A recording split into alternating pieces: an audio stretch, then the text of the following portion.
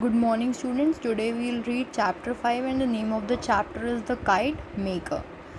There was one tree in the street known as Gali Ram Nath, ancient banyan tree that had grown through the cracks of an abandoned mosque, and little Ali's kite had caught in its branches. अब एक tree था street पर जिसका name था गली Ram Nath ancient banyan tree, जो कि कहाँ बना हुआ था, एक अबेंडेंड मॉस्क्यू। अबेंडेंड मीन्स जो कि नो लॉन्गर वांटेड है, मतलब जिसका कोई यूज़ नहीं है, अब जो टूट गया है, जिसमें अब कोई जाता नहीं है। उसके क्रैक्स के बीच में से वो एक ट्री बना हुआ था। उस मॉस्क्यू के जो क्रैक्स आए हुए थे या जैसे वो टूटा हुआ था, उनके बीच में से वो एक ट्री बना हुआ था। और जो लिटिल अली था, उसकी जो काइट थी वो उसकी ब्रांचेस में जाकर अटक गई थी। The boy bare fruit and clad only in a torn shirt ran along the cobblestones of the narrow street where his grandfather sat nodding dreamily in the sunshine of their back courtyard. Grandfather shouted, "The boy, my kite has gone." अब जो boy था वो bare fruit and clad only in a torn shirt. Barefoot means उसने अपने जो foot में, पैरों में कुछ नहीं पहना हुआ था, और सिर्फ क्या पहना हुआ था, एक torn shirt. Torn shirt means उसकी शर्ट जो थी वो फटी हुई थी, टॉर्न थी। Ran along the cobbled stones of the narrow street, और वो कहाँ से भाग रहा था, जो नैरो स्ट्रीट्स थी उसमें से। Where his grandfather sat nodding dreamily in the sunshine, जहाँ उसके किसके पास जा रहा था भागकर, अपने ग्रैंड फादर के पास, जो कि बैठे हुए थे अपने कोर्ट यार्ड में। Grand father shouted, the boy my kite has gone. अब जो बॉय था वो ज़ोर से चिल्लाने लगा, बोला, grand father my kite has gone. The old man woke from his daydream with a start and, raising his head, displayed a beard that would have been white and had it not been dyed red with mehndi leaves. जो old man था, मतलब जो उसके grand father थे, वो अपने day dream, मतलब जो वो ड्रीम देख रहे थे डे के टाइम में, उसमें से उठे, अपना हेड उठाया, और जो उसमें से क्या दिखा कि जो उनकी बियर्ड है वो बिल्कुल वाइट है। मतलब ऐसा लग रहा था कि उन्होंने, जैसे रेड मेहंदी लीव्स, हम अपने वाइट हेयर्स को मेहंदी से कलर कर लेते हैं, उन्होंने वो डाइड नहीं किए हुए थे अपने हेयर्स, जो बियर्ड थी वो डाई नहीं की हुई थी। Did the twine break, he asked. द kite twine is not what it used to be. No, grandfather, the kite is stuck in the banyan tree. अब ग्रैंडफादर ने क्या पूछा, did the twine break. Twine mean जो kite की जो जैसे door बोलते हैं ना, जो काइट की डोर बोलते हैं, उसे बोलते हैं ट्वाइन। तो उन्होंने पूछा क्या वो काइट की जो ट्वाइन है वो टूट गई है, जैसे कि हमेशा टूट जाया करती थी। तो जो बॉय था उसने क्या बोला कि no grandfather, the kite is stuck in the banyan tree. जो मेरी काइट है वो कहाँ अटक गई है, बैनियन ट्री में। The old man chuckled, you have to learn how to fly a kite properly, my child, and I am too old to teach you. That's the pity of it, but you shall have another. The old man chuckled. Chuckled means वो धीरे से हंसने लगा, धीरे से हंसने को बोलते हैं chuckled. You have to learn how to fly a kite properly. अभी तुम्हें सीखना है कि काइट को कैसे प्रॉपरली उड़ाया जाता है, लेकिन and I am too old to teach you, मैं बहुत ज़्यादा ओल्ड हो गया हूँ तुम्हें ये सिखाने के लिए। But you shall have another, पर तुम्हें दूसरी काइट मिल जाएगी। He had just finished making a new kite from a bamboo paper and thin silk and it lay in the sun firming up. उसके बाद जो ग्रैंडफादर थे उन्होंने उसके लिए एक न्यू काइट बना दी बैम्बू पेपर से और थिन सिल्क से, और उसे नीचे रखकर उसकी जो बांधा उसे, वो बहुत ही फर्मिंग अप मीन्स बहुत ही मजबूती से बांध दिया। It was a pail pink kite. वो जो काइट थी वो कैसे कलर की थी, पिंक कलर की थी, with a small green tail, और उसके नीचे एक छोटी सी टेल थी जो ग्रीन कलर की थी। The old man handed it to Ali and the boy raised himself on his toes and kissed his grandfather's hollowed out cheek. जो ओल्ड मैन था उसने वो काइट जो है अली को दे दी, और अली ने अपने टोस पर खड़े होकर, मतलब जैसे उसकी हाइट जो थी वो शॉर्ट थी, तो उठकर अपने ग्रैंडफादर के हॉलोड आउट चीक पर किस किया। I will not lose this one, he said. This kite will fly like a bird. And he turned on his heels and skipped out of the courtyard. अब जो बॉय था उसने वो kite लेकर क्या बोला कि I will not lose this one, मैं इस काइट को नहीं खोऊंगा. This kite will fly like a bird, ये काइट कैसे उड़ेगी, like a bird. And he turn on his heels and skipped out of the courtyard, वो पीछे मुड़ा और वहाँ से उस कोर्टयार्ड से चला गया. The old man remain dreaming in the sun, जो ओल्ड मैन था वो वहीं सन के नीचे बैठकर अपने सपने देखने लगा. His kite shop had gone the premises long since sold to a junk dealer.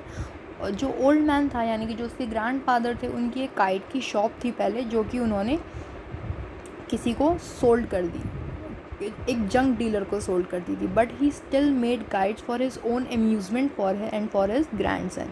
लेकिन वो फिर भी अब भी काइट्स बनाते थे अपनी अम्यूज़मेंट के लिए, अपनी खुशी के लिए और अपने ग्रैंडसन के लिए, अली के लिए.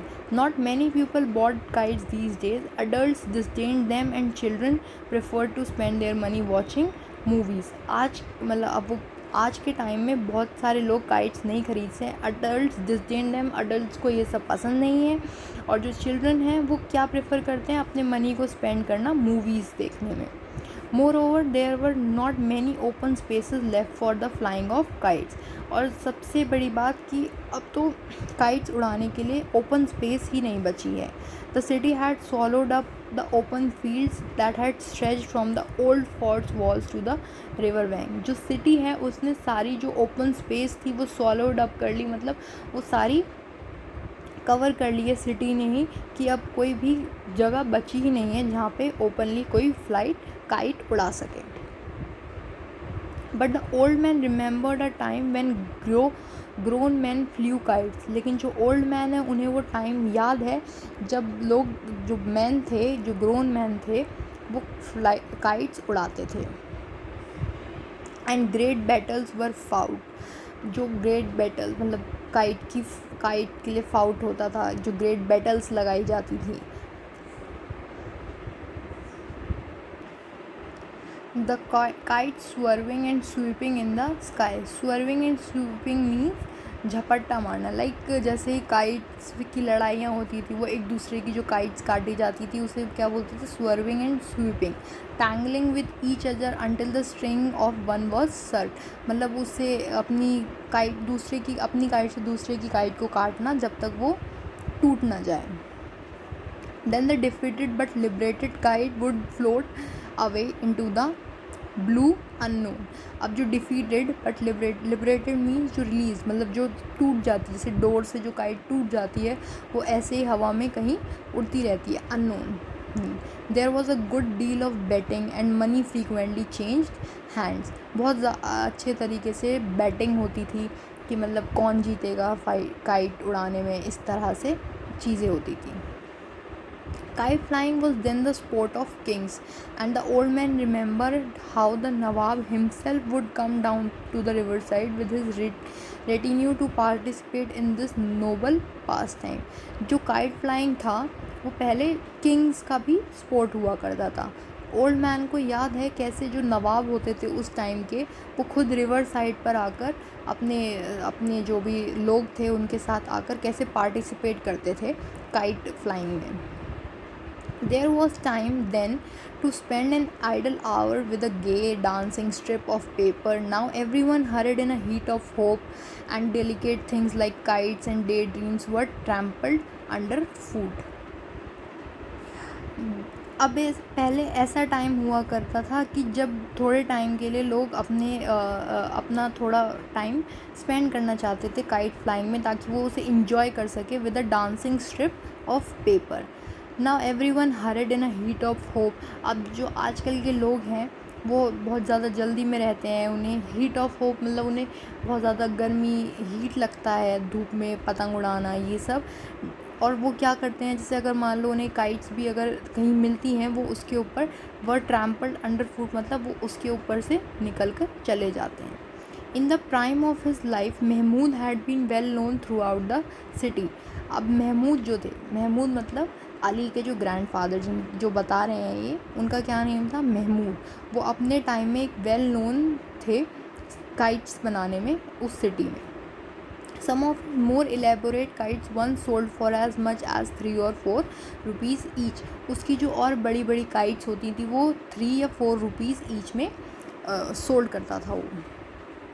At the request of the Nawab, he had once made a very special kind of kite, unlike any that had been seen in the district. अब एक बार एक नवाब की रिक्वेस्ट पे उसने एक बहुत ही स्पेशल काइंड की काइट बनाई थी जो कि डिस्ट्रिक्ट में कभी किसी ने नहीं देखी थी. It consist of a series of small very light paper disc trailing on a thin bamboo frame.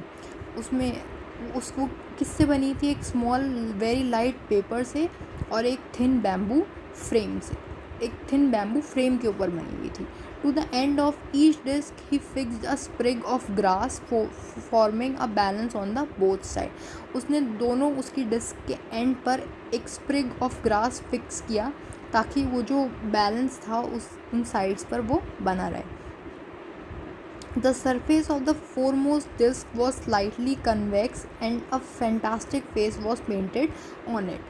जो सरफेस था वो जो लास्ट फॉरमोस्ट डिस्क का जो सरफेस था वो स्लाइटली कॉन्वेक्स था. मतलब वो थोड़ा मुड़ा, जैसे कॉन्वेक्स मतलब जो थोड़ा मुड़ा हुआ होता है ना, जिसको हम इजीली मोड़ सकते हैं या कुछ भी कर सकते हैं, वो इस टाइप का था. और एक बहुत ही अच्छा फेस उसके ऊपर पेंट किया गया था. Having 2 eyes made of small mirrors, जिसके ऊपर 2 आइज़ बनाई गई थी मिरर से. The disc decreasing in size from head to tail assumed an adultery formed and gave the kite the appearance of a crawling serpent. और उसकी जो disc का साइज़ था वो ऐसे डिक्रीज़ हो रहा था हेड टू टेल की तरफ, जैसे कि वो मतलब उसने उसे एक ऐसा लुक दे दिया था. वो लग रहा था जैसे crawling serpent. Crawling serpent means जैसे कि एक स्नेक होता है वो जैसे क्रॉल करता है, रेंगता हुआ चलता है, वो इस तरह से लग रही थी. It required great skill to raise